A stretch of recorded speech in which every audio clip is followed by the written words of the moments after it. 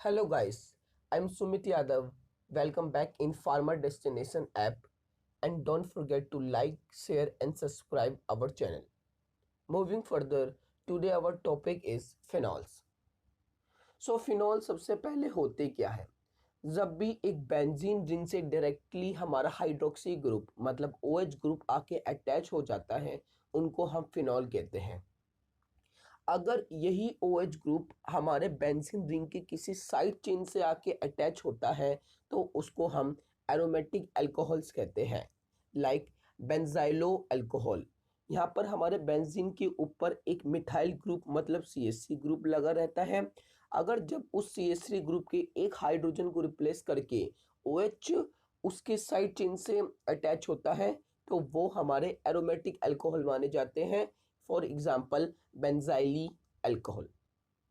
अगर हम फिनॉल के नोमेनक्लेचर की बात करें तो फिनॉल के नोमेनक्लेचर के अंदर उनके अंदर कौन सा सब्स्टिट्यूएंट आके अटैच हो रहा है उनके बेसिस पे उनका नाम रखा जाता है। लाइक अगर एक हमारा सिंपल फिनॉल है जिसके ऊपर बेंजीन के ऊपर एक नॉर्मल हाइड्रोक्सी ग्रुप लगा हुआ है और उसके ऊपर एक अल्कलाइल ग्रुप मान लीजिए एक CH3 ग्रुप एक मिथाइल ग्रुप आके अटैच होता है, फिर उसको एक अलग से नाम दिया जाता है। अगर ये मिथाइल ग्रुप एक ऑर्थो पोजीशन पे आके अटैच हो रहा है, हम उसको क्रिसॉल कहते हैं और इसको बोलेंगे ऑर्थो क्रिसॉल। अगर यही CH3 ग्रुप हमारे पैरा पोजीशन पे अटैच होता है उससे पैरा क्रिसॉल बोलेंगे। वही CH3 ग्रुप अगर मेटा पोजीशन पे अटैच होता है उसे मेटा क्रिसॉल बोलेंगे। अगर इसका नॉर्मल आयुपैक नोमेनक्लेचर करेंगे तो ये होगा 2 मिथाइल फिनॉल, क्योंकि हम फिनॉल में सबसे लीस्ट नंबरिंग करेंगे और ये OH से स्टार्ट होगी। सिमिलरली अगर हमारे फिनॉल के अंदर नाइट्रो ग्रुप आके अटैच होता है, चाहे वो सेकंड पोजीशन पे, थर्ड पोजीशन पे, फोर्थ पोजीशन पे, अकॉर्डिंग टू इट उसका नोमेनक्लेचर रख दिया जाएगा। मान लीजिए किसी फिनॉल के पैरा पोजीशन पे मतलब हाइड्रोक्सी ग्रुप के जस्ट अपोजिट नाइट्रो ग्रुप आके अटैच होता है तो उस कंपाउंड का नाम होगा पैरा नाइट्रोफिनॉल और उसका आयुपैक नेम होगा 4 नाइट्रोफिनॉल। गाइस प्लीज ये याद रखिएगा कि जो यहाँ पर नंबरिंग है वो हाइड्रोक्सी ग्रुप से स्टार्ट होती है और जो भी हमारा सब्स्टिट्यूएंट अटैच होने वाला है उसको हम लीस्ट नंबरिंग देने की कोशिश करेंगे। अब मान लीजिए हमारा फिनॉल है, उसके ऊपर एक और एडिशनल हाइड्रोक्सी ग्रुप आके अटैच होता है तो उसका किस तरह से नेमिंग किया जाएगा। अगर वो एडिशनल हाइड्रोक्सी ग्रुप उसके ऑर्थो पोजीशन पे आके अटैच होता है तो हम उसको कैचिकोल कहेंगे। हम इसको 2 हाइड्रोक्सी फिनॉल भी कह सकते हैं जो उसका आयुपैक नेम होगा और उसका कॉमन नेम कैचिकोल होगा। अगर यही एडिशनल हाइड्रोक्सी ग्रुप आके उसके मेटा पोजीशन पे अटैच होता है फिर हम इसको रेजोनिकोल कहेंगे। और अगर इसका आयुपैक नेम देखा जाएगा तो इसका आयुपैक नेम क्या बनेगा, एस ये हमारे मेटा पोजीशन पे हाइड्रोक्सी ग्रुप आके अटैच हुआ है तो इसका हमारा आयुपैक नेम होगा और मेटा पोजीशन हमेशा थर्ड पोजीशन पे आती है। अगर हम नंबरिंग राइट हैंड साइड से कर रहे हो तो इसका नाम क्या आएगा, 3 हाइड्रोक्सी फिनॉल। अगर हमारा additional hydroxy group para position पे आके अटैच होता है तो हम उसको किनोल कहेंगे और इसका अगर आयुपैक नेम देखेंगे तो इसका आयुपैक नेम होगा 4 hydroxy phenol. Now let's focus on the physical properties of the phenols. Physical properties के बारे में बात करें तो जो हमारा प्योर फिनॉल्स होता है ना वो हमें एक कलरलेस लिक्विड या कलरलेस सॉलिड के फॉर्म में हमको मिलेगा। और अगर हम अपने फिनॉल्स के अंदर देखेंगे तो उनके अंदर कभी कभी हमें रेड लिंट मिलता है। रेड लिंट का मतलब एक रेड कलर की आपको लाइनें मिलेगी। ये लाइनें कब बनती है, जब उसका एयर में ऑक्सीडेशन हो जाता है।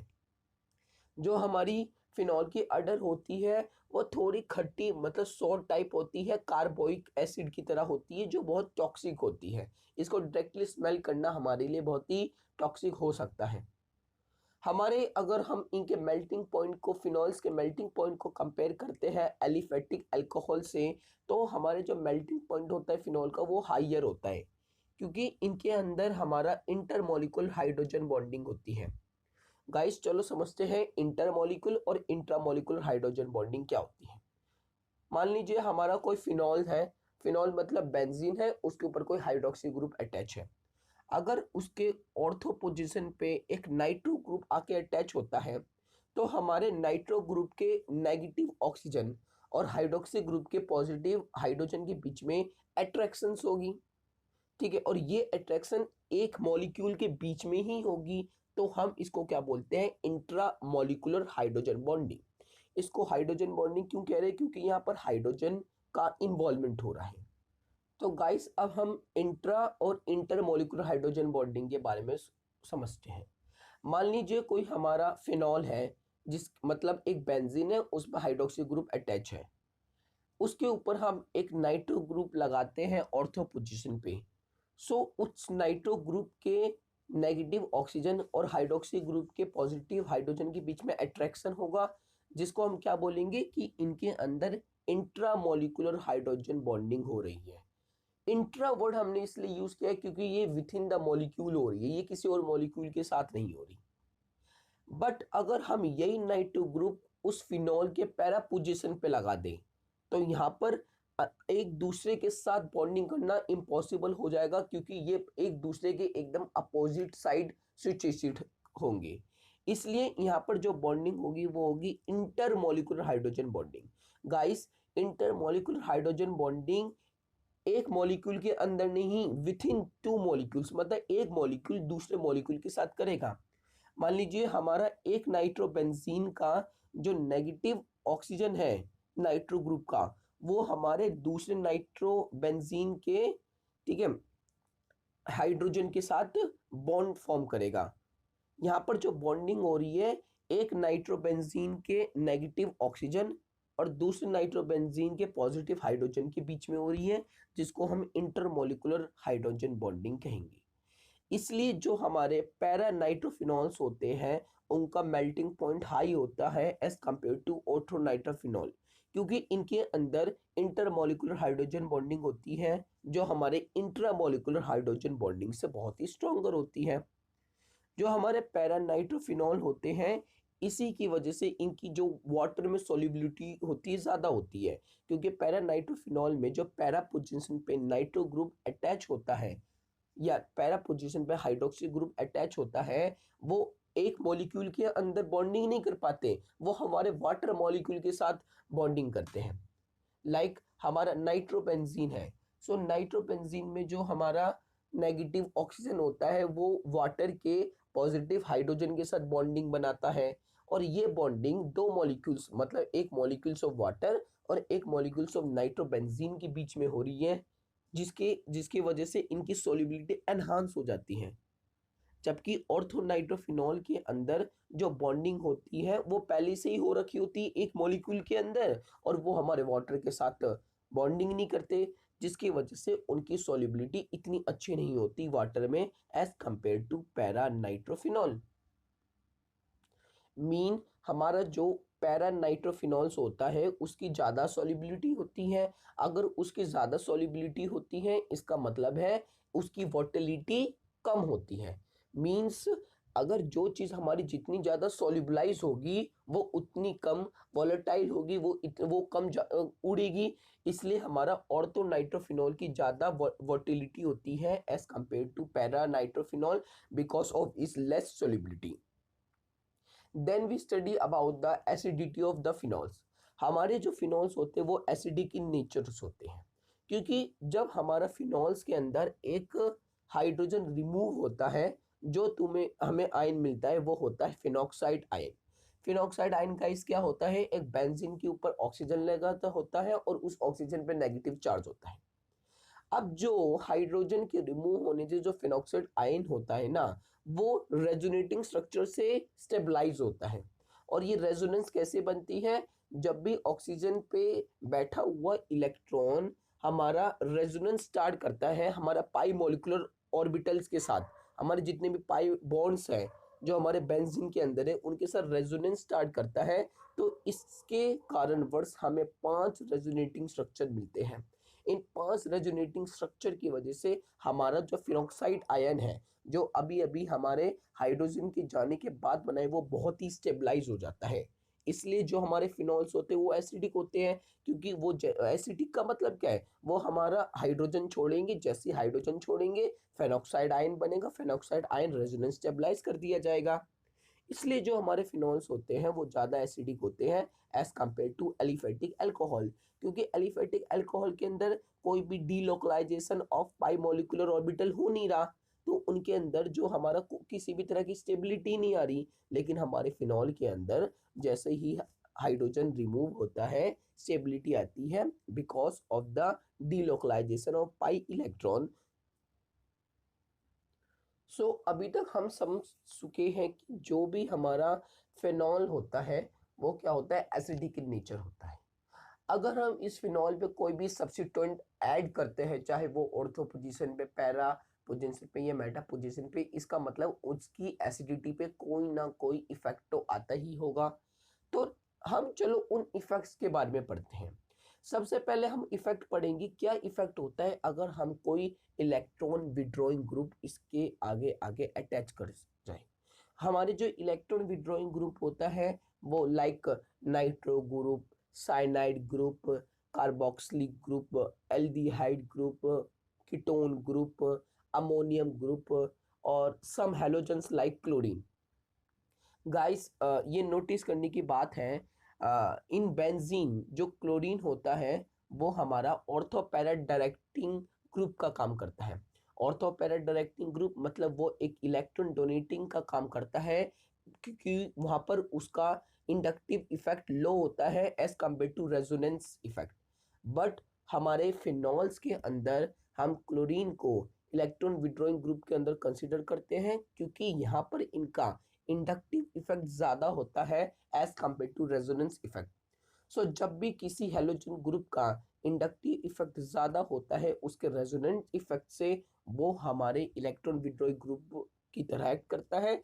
अगर किसी भी हेलोजन का इंडक्टिव इफेक्ट कम होता है और रेजोनेंस इफेक्ट ज्यादा होता है, तो वो इलेक्ट्रॉन डोनेटिंग ग्रुप का काम करता है। Now let's consider an example. मान लीजिए हमने अपने फिनॉल के ऊपर कोई भी इलेक्ट्रॉन विड्रॉइंग ग्रुप अटैच कर दिया, फॉर एग्जांपल नाइट्रो ग्रुप उसके पैरा पोजीशन पे अटैच कर दिया। ये नाइट्रो ग्रुप क्या करेगा, ये एक इलेक्ट्रॉन विड्रॉइंग ग्रुप है, तो ये हमारे फिनॉक्सी आयन, जैसे ही हमारा हाइड्रोजन रिमूव होगा फिनॉक्साइड आयन बनेगा, तो उस वो फिनॉक्साइड आयन के जो नेगेटिव ऑक्सीजन है उसके ऊपर से जो इलेक्ट्रॉन की डेंसिटी है या उसके ऊपर जो इलेक्ट्रॉन बैठे हुए हैं उनको अपनी तरफ खींचेगा।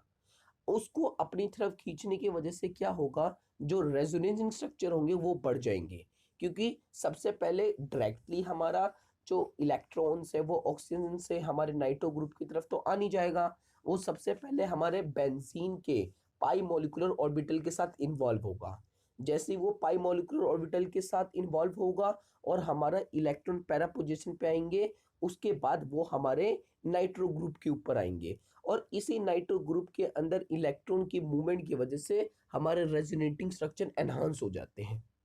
उसके बाद दूसरे साइड से हमारा नाइट्रो ग्रुप उन इलेक्ट्रॉन को दोबारा हमारे बेंजीन के अंदर भेज देगा, फिर वो बेंजीन के अंदर से दोबारा हमारे फिनॉक्साइड आयन के ऑक्सीजन के ऊपर चले जाएंगे। इस पूरे प्रोसेस के अंदर इस पूरे प्रोसेस के अंदर जिसके अंदर हमारे नाइट्रो ग्रुप ने इलेक्ट्रॉन को की मूवमेंट को बढ़ाया है, उसकी रेजोनेंस को बढ़ाया है, उसकी वजह से उसकी स्टेबिलिटी बहुत ज़्यादा हो जाती है। उनकी स्टेबिलिटी क्यों होती है, क्योंकि हमारे एक इलेक्ट्रॉन विड्रॉइंग ग्रुप की वजह से इनके अंदर 60 रेजोनेटिंग स्ट्रक्चर बन चुके हैं, और आप सभी को पता है कि जितने ज़्यादा रेजोनेटिंग स्ट्रक्चर बनेंगे उतनी उसकी स्टेबिलिटी ज़्यादा होगी। तो अगर हमसे पूछा जाए, अगर हम कोई भी इलेक्ट्रॉन विड्रॉइंग ग्रुप अटैच करते हैं तो उससे क्या होता है, इलेक्ट्रॉन विड्रॉइंग ग्रुप हमेशा फिनॉल की एसिडिटी को एनहांस करते हैं, क्योंकि वो उसके रेजोनेटिंग स्ट्रक्चर बढ़ा देते हैं, मतलब उसकी स्टेबिलिटी बढ़ा देते हैं। या दूसरे अगर हम एक सिंपल लैंग्वेज में बोले, जो इलेक्ट्रॉन विड्रॉइंग ग्रुप है वो क्या करेगा, हमारे फिनॉक्साइड आयन से ऑक्सीजन के ऊपर इलेक्ट्रॉन डेंसिटी को कम करेगा। अगर इलेक्ट्रॉन डेंसिटी को कम करेगा, जो उसके साथ हाइड्रोजन है, ठीक है, उसको उतना कम अट्रैक्शन मिलेगा रिमूव होने के लिए। मतलब एक हाइड्रोजन ऑक्सीजन से, ऑक्सीजन जितना इलेक्ट्रोनेगेटिव होगा, हाइड्रोजन उससे उतना ही बहुत तेज की अटैच होगा, वो जा नहीं पाएगा। अगर हम ऑक्सीजन की इलेक्ट्रोनेगेटिविटी, इलेक्ट्रॉन डेंसिटी कम कर देंगे तो हाइड्रोजन हमारे इजीली रिमूव होगा, और रिमूव इजीली होगा तो उसकी एसिडिटी बढ़ जाएगी। इसी तरह हम इलेक्ट्रॉन डोनेटिंग ग्रुप के बारे में पढ़ सकते हैं। अगर हमारा इलेक्ट्रॉन डोनेटिंग ग्रुप फिनॉल पे लगा दिया जाता है, चाहे ऑर्थो पोजीशन पे, चाहे पैरा पोजीशन पे, चाहे मेटा पोजीशन पे, तो उनका क्या इफेक्ट होगा। हमारे कुछ इलेक्ट्रॉन डोनेटिंग ग्रुप की बात करूं तो hydroxy group, sulphuric acid group, amino group, alkyl group etcetera, ये सारे हमारे इलेक्ट्रॉन डोनेटिंग ग्रुप हैं। जैसे ही हमारे इलेक्ट्रॉन डोनेटिंग ग्रुप है, तो ये हमारे फिनॉक्सी आयन को इलेक्ट्रॉन देंगे और उस पूरे ही फिनॉक्साइड आयन को लेस स्टेबलाइज कर देंगे। अगर इन्होंने उनको लेस स्टेबलाइज कर दिया तो हमारा पूरा क्या हो जाएगा, ठीक है, वो उनके अंदर रेजोनेटिंग स्ट्रक्चर कम बनेंगे। यहाँ पर क्या होता है गाइस, इसको अगर हम सिंपल लैंग्वेज में समझे तो इसमें क्या होगा, अगर हमने फिनॉल के ऊपर कोई भी इलेक्ट्रॉन डोनेटिंग ग्रुप अटैच किया है, तो वो इलेक्ट्रॉन डोनेटिंग ग्रुप अपने इलेक्ट्रॉन्स हमारे ऑक्सीजन को देंगे, और अगर ऑक्सीजन पे इलेक्ट्रॉन डेंसिटी बढ़ेगी तो उसके उसके साथ अटैच हाइड्रोजन उससे इतनी जल्दी रिमूव ऑफ नहीं हो पाएगा, क्योंकि वो उससे उतनी ही तेज की अट्रैक्ट होगा, जिससे क्या होगा, उसकी एसिडिटी लोअर हो जाएगी। सो हम कह सकते हैं जब भी कोई इलेक्ट्रॉन डोनेटिंग ग्रुप अटैच होता है हमारे फिनॉल के साथ, सो वो उसकी एसिडिटी को लोअर कर देता है। Now let's talk about their preparation, कि हम फिनॉल्स को किस तरह बना सकते हैं। फिनॉल की प्रिपरेशन के अंदर सबसे फेमस मेथड आता है डाउ प्रोसेस। डाउ प्रोसेस के अंदर हम फिनॉल की जो फॉर्मेशन होता है वो क्लोरोबेंजीन से करते हैं। तो सबसे पहले आइए समझते हैं कि हम कोई भी क्लोरोबेंजीन को कैसे ऑब्टेन करेंगे। क्लोरोबेंजीन ऑब्टेन करना बहुत ही आसान है। हम एक बेंजीन लेंगे, बेंजीन को क्लोरीन के साथ रिएक्ट करेंगे in the presence of the catalyst iron chloride FeCl3, या इसको फेरिक क्लोराइड भी कहेंगे। ठीक है, जैसे ही हम ये रिएक्शन करेंगे हमको क्लोरोबेंजीन मिल जाएगा। अब इस क्लोरोबेंजीन को हम सोडियम हाइड्रोक्साइड के साथ रिएक्ट करेंगे, जिसकी वजह से हमारा one molecule of HCl remove out हो जाएगा। फिर हम जो इस फॉर्मेट प्रोडक्ट को, उसकी हम क्या कर देंगे, वाटर के साथ रिएक्शन कर देंगे। वाटर के साथ रिएक्शन करने से हमें फिनॉल और सोडियम हाइड्रोक्साइड मॉलिक्यूल मिल जाएगा एज अ साइड प्रोडक्ट। सो हमने यहाँ से फिनॉल को फॉर्म कर दिया। दूसरा जो मेथड है जिससे हम फिनॉल बना सकते हैं वो होता है from cumene. Cumene guys isopropyl benzene होता है। तो सबसे पहले देखते हैं क्यूमीन की फॉर्मेशन कैसे करते हैं। क्यूमीन की फॉर्मेशन में हम बेंजीन को रिएक्ट करवा देते हैं हमारा प्रोपीन के साथ। तो जब भी हमारा बेंजीन प्रोपीन के साथ रिएक्ट करेगा तो हमारा क्यूमीन बनेगा। क्यूमीन होता है आइसोप्रोपाइल बेंजीन। अब इस आइसोप्रोपाइल बेंजीन या क्यूमीन की हम ऑक्सीडेशन करवा देंगे इन एयर। जैसे हम ऑक्सीडेशन करवाएंगे तो हमें जो प्रोडक्ट बनेगा वो मिलेगा क्यूमीन हाइड्रो परऑक्साइड। अब सिंपली जो ये हमें प्रोडक्ट मिला है क्यूमीन हाइड्रो परऑक्साइड, उसको हम हाइड्रोक्लोरिक एसिड के साथ रिएक्ट करवा देंगे ताकि हमको दो इंपॉर्टेंट प्रोडक्ट मिल जाए। सबसे पहला प्रोडक्ट हमारा फिनॉल होगा और दूसरा प्रोडक्ट हमारा एसीटोन होगा।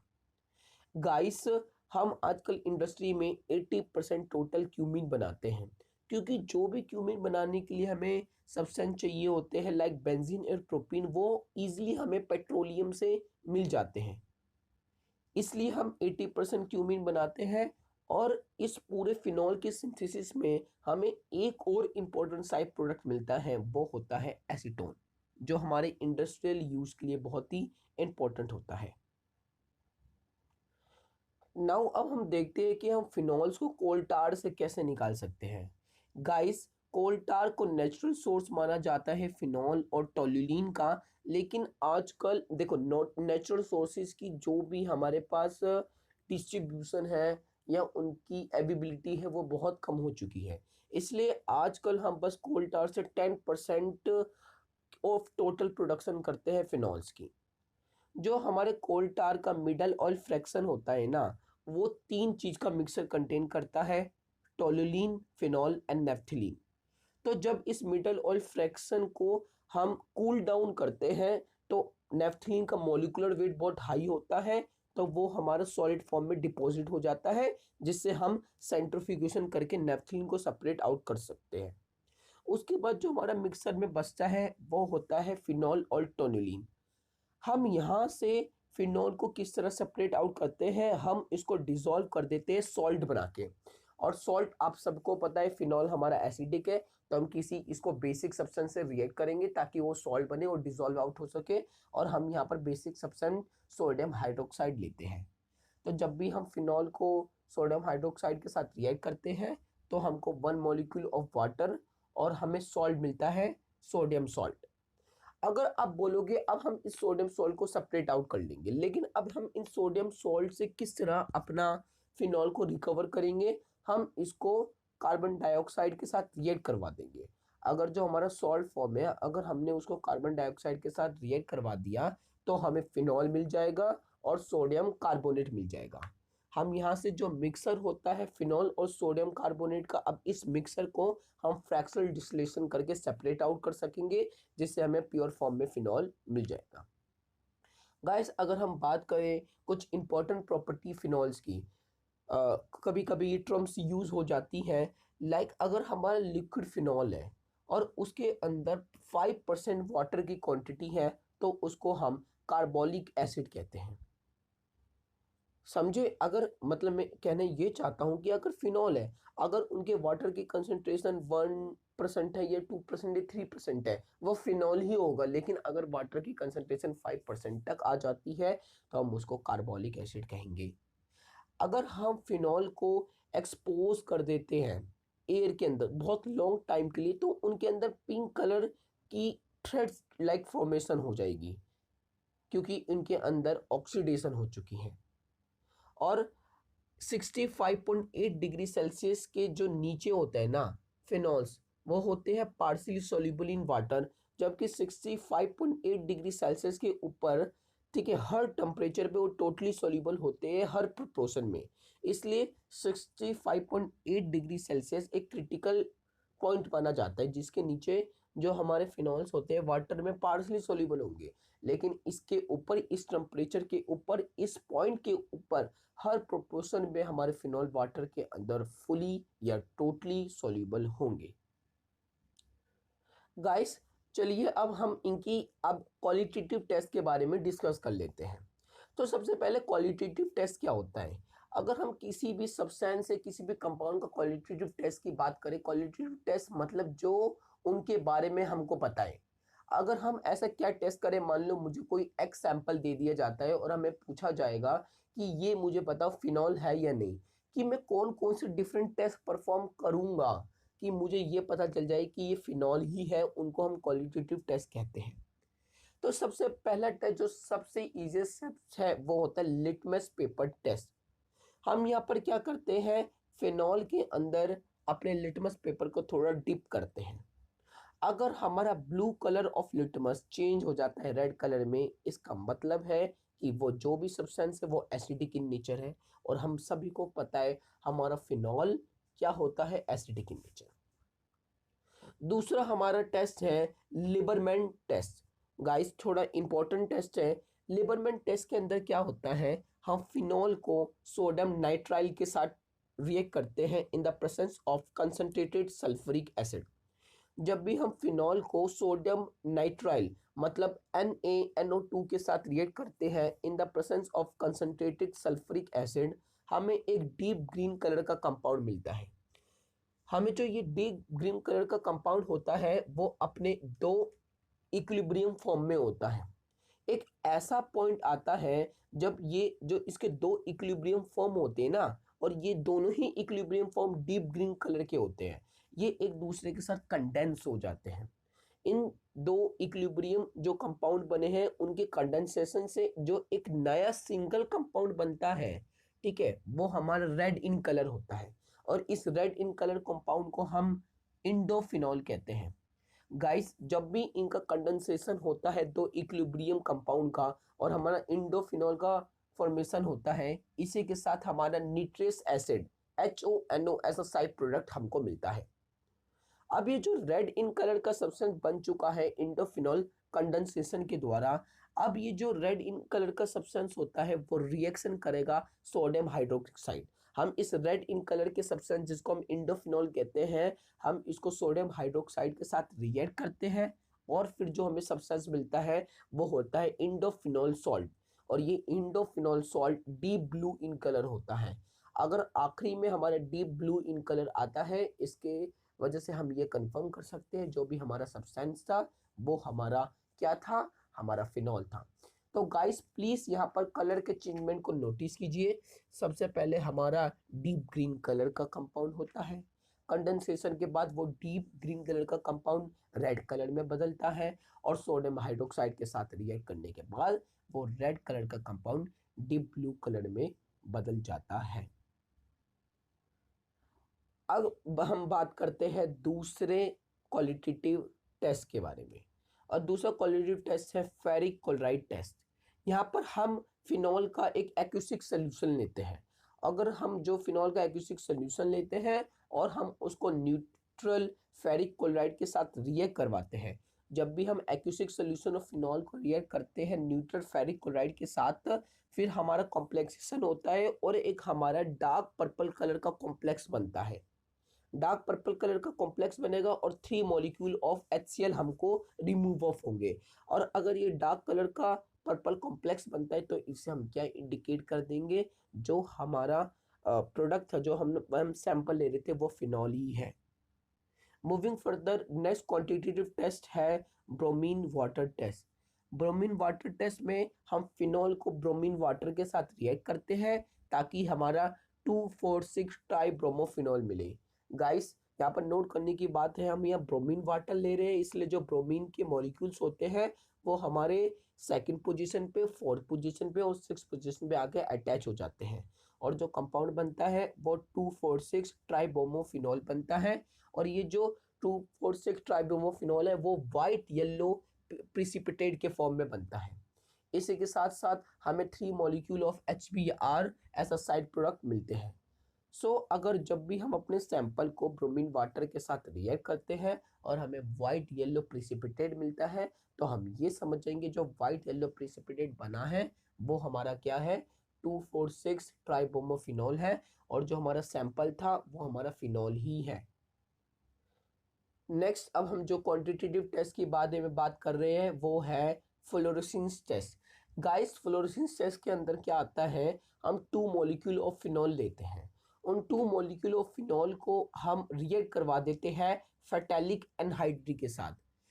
जब हम 2 मॉलिक्यूल ऑफ फिनॉल को रिएक्ट करवाते हैं फेटालिक एनहाइड्री के साथ, तो हमको 1 मॉलिक्यूल ऑफ फिनोल्फथलीन मिलता है और हमारा वाटर मॉलिक्यूल रिमूव हो जाता है। हमारे यहाँ पर फिनॉल्स के हर एक कार्बन, हर एक बेंजीन के अटैच हाइड्रोजन से एक हाइड्रोजन मिलता है और फेटालिक एनहाइड्री के एक कार्बोनाइल ग्रुप से ऑक्सीजन मिलता है। इससे हमारा एक वाटर मॉलिक्यूल रिमूव ऑफ होता है और एक मॉलिक्यूल ऑफ फिनोल्फथलीन मिलता है। गाइस हम सभी को पता है फिनोल्फथलीन एक कलरलेस कंपाउंड होता है। जब भी इस फिनोल्फथलीन को हम सोडियम हाइड्रोक्साइड के साथ रिएक्ट करते हैं, हमको एक फ्लोरेसीन मिलता है और वो फ्लोरेसीन पिंक इन कलर का कंपाउंड होता है। जब भी हम फ्लोरेसीन टेस्ट करते हैं, अगर हमें आखिरी में पिंक कलर का कंपाउंड मिलता है तो इस समय ये इंडिकेट हो जाना चाहिए जो भी हमारा सैंपल है वो क्या है, जो हमारा सैंपल है वो हमारा फिनॉल ही है। गाइस अब इस चैप्टर के एंड में PCI के सिलेबस के अकॉर्डिंग इनके अंदर कुछ कंपाउंड दे रखे हैं और उनके यूजेस दे रखे हैं। हर कंपाउंड के बहुत सारे यूज हो सकते हैं, लेकिन मैं इनके बस कुछ 1-2 लाइन में इंपॉर्टेंट यूजेस डिस्कस करूंगा। सबसे पहले खुद फिनॉल दे रखा है, तो आप सबको फिनॉल का स्ट्रक्चर पता ही है। आप बेंजीन के किसी भी कार्बन पे हाइड्रोक्सी ग्रुप को डायरेक्टली अटैच कर देना, जो कंपाउंड मिलेगा वो हमारा फिनॉल होगा। फिनॉल का सबसे ज़्यादा जो इस्तेमाल है वो यूज़ है वो हमारा फिनॉल फॉर्मेल्डिहाइड बनाने के लिए किया जाता है, फिनॉल फॉर्मेल्डिहाइड रेजिन्स। और आजकल ये जो फिनॉल फॉर्मेल्डिहाइड रेजिन है वो इसको हम क्या बोलते हैं, बेकालाइट। ये एक पॉलीमर होता है। हमारा फिनॉल का इस्तेमाल हमारा एक्सप्लोजिव बनाने में भी किया जाता है। For example picric acid. हमारा phenol as a wood preservative भी यूज़ किया जाता है। ये हमारे बहुत सारे सोप जैसे डिटॉल की फॉर्मेशन में इस्तेमाल किया जाता है। और ये हमारे एस्प्रिन के फॉर्मेशन में भी इस्तेमाल किया जाता है। सो जब भी हम एस्प्रिन को बनाते हैं सो सबसे पहला इनिशियल प्रोडक्ट हम फिनॉल ही लेते हैं। अब दूसरे कंपाउंड की बात करूं तो दूसरा कंपाउंड है क्रिसॉल। गाइस जैसे मैंने बताया था क्रिसॉल क्या होगा, जब भी हम हाइड्रोक्सी, हमारा एक हाइड्रोक्सी ग्रुप अटैच है बेंजीन के साथ, ये तो फिनॉल है। अगर हम फिनॉल के हम बेंजीन के कार्बन एटम पे डायरेक्टली हम मिथाइल ग्रुप अटैच कर देते हैं, वो हमारा क्या होगा, क्रिसॉल बन जाएगा। अगर ये ऑर्थो पोजीशन पे अटैच करेंगे तो ऑर्थो क्रिसॉल, पैरा पे अटैच करेंगे तो पैरा क्रिसॉल, मेटा पे करेंगे तो मेटा क्रिसॉल। अगर मैं इनके इंपॉर्टेंट यूजेस के बारे में बताऊं, सो जो हमारे क्रिसॉल्स है वो डिसइंफेक्टेंट के इस्तेमाल में बहुत किया जाता है, एंटीसेप्टिक में बहुत ही इस्तेमाल किया जाता है। इवन जो हमारा ऑर्थो क्रिसॉल्स होता है वो सॉल्वेंट के इस्तेमाल में किया जाता है। और जो हमारा पैराक्रिसॉल्स होता है वो हमारे एंटीऑक्सीडेंट के फॉर्मुलेशन में काम आता है। और फ्रेगनेंस, अगर आपने देखा होगी रूम फ्रेगनेंस होते हैं उसके अंदर भी हमारा पैराक्रिसॉल का इस्तेमाल किया जाता है। Next compound is resorcinol. Resorcinol के अंदर क्या होता है, हमारे फिनॉल के अंदर एक दूसरा हाइड्रोक्सी ग्रुप अटैच होता है। और ये जो हमारा दूसरा हाइड्रोक्सी ग्रुप है वो कौन से पोजीशन पे अटैच होता है, मेटा पोजीशन पे। इसके अगर यूजेस के बारे में बात करा जाए तो यह हमारे एंजाइमा को ट्रीट करने में यूज़ होता है और बहुत सारे स्किन डिसऑर्डर को ट्रीट करने में यूज़ होता है। यह हमारे वॉर्ड्स को ट्रीट करने में यूज़ होता है। वॉर्ड्स एक फंगल इन्फेक्शन होती है स्किन्स की, ये हमारे हार्ड स्केली रफेंड स्किन को रिमूव करने में यूज़ किया जाता है। ऐसा एंटी फंगल यूज़ किया जाता है। इसके मेडिकल यूज़ बहुत है रेजोनिकनॉल के। Next our compound is naphthols. हमारे नेफ्थॉल्स के अंदर दो बेंजीन रिंग एक दूसरे के साथ अटैच होती है और उनमें से एक बेंजीन रिंग मतलब राइट हैंड साइड बेंजीन वाले रिंग के अंदर फर्स्ट पोजीशन पे एक हाइड्रोक्सी ग्रुप अटैच होता है। इसलिए यहाँ पर फर्स्ट पोजीशन पे एक हाइड्रोक्सी ग्रुप, एक OH ग्रुप अटैच हो रखा है नेफ्थॉल्स के अंदर, तो हम इसको वन नेफ्थॉल्स कहते हैं। हमारे जो नेफ्थॉल्स होते हैं हम उनका इस्तेमाल हमारे डाइस के अंदर करते हैं। बहुत सारी डाइस फॉर्मेशन में हम नेफ्थॉल का इस्तेमाल करते हैं। और हम इसको ऐसा बायोमार्क यूज़ करते हैं लाइफ स्टॉक के लिए। और हम इनको उन ह्यूमन को ट्रीट करने के लिए यूज़ करते हैं जो हमारे पॉलीसाइक्लिक एरोमेटिक हाइड्रोकार्बन के एक्सपोज हो जाते हैं, जिनसे उनके अंदर कुछ ना कुछ बायोलॉजिकल डिसऑर्डर पैदा हो जाता है। इसके लिए हम नेफ्थॉल का इस्तेमाल करते हैं। तो गाइस ये कुछ कंपाउंड थे जो हमारे PCI के सिलेबस में मेंशन है और जिनके हमें कुछ स्ट्रक्चर पता होनी चाहिए और उनकी कुछ इंपॉर्टेंट यूज़ पता होनी चाहिए। Thank you for watching this video.